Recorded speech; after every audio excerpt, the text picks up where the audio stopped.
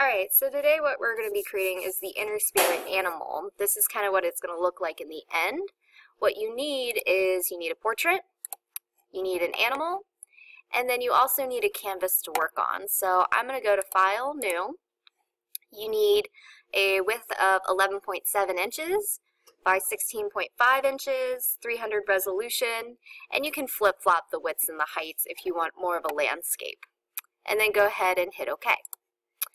What happens is that a piece of paper pops up, and we want to paint that whole canvas black in preparation of putting our things on there. So your background's black, and now we have to prep our images. So all of our images have to have a black background. So if you want to use the polygonal lasso, the magnetic lasso, the quick selection tool, the magic wand, it's totally up to you. It depends on the image that you have. So I'm going to use the quick selection to make mine all black.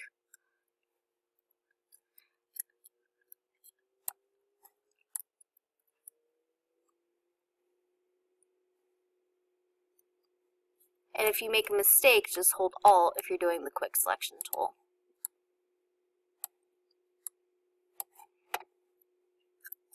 And I'm grading you on how well you can cut out your image. Okay, go ahead and paint all of that black. And there'll be pieces and parts that you miss that you might have to go back to. So I'm going to go back and paint this in, this in.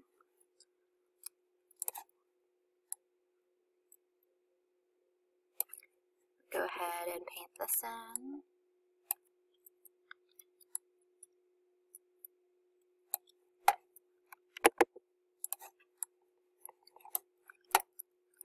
And this in. So once your background is painted in, you can start working on the other one as well. So I'm going to go to my panther and paint that in as well.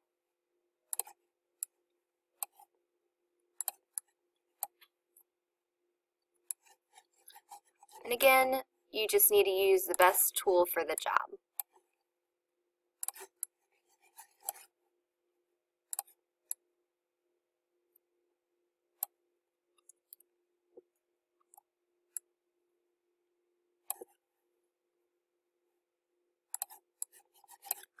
Okay, so now that our backgrounds are painted on both subjects, I'm going to go to my portrait, and we're going to make this portrait blue. So I'm going to go to Image, Adjustments, and we're going to make it black and white.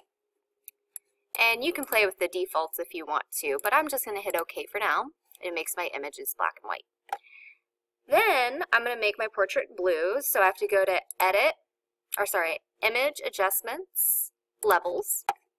And instead of RGB, I'm going to change the channel to red and take that middle grayscale value and move it far over to the right.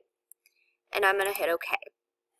We're pretty much finished with this image. I can go and adjust the brightness and contrast if I want to, but I can do that later on. And then for your panther, same thing. Image, Adjustments, black and white. Hit OK. And then now we're going to make this one red. So I'm going to go to Image, Adjustments, Levels. I'm going to change the channel to green. Move the middle all the way to the right. It makes it purple. And then I'm going to take it to blue and move that all the way to the right. And that makes it red. And I'm going to hit OK. At this point in time, I can start moving my stuff over to my canvas. So I'm going to start with my portrait, and I'm just going to do Control-A, Control-C, Control-V. I'm going to adjust that to make it a little bit bigger. And you want it to fill your page.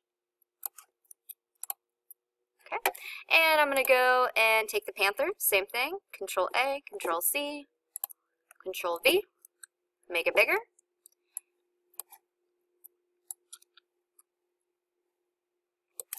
And then hit OK.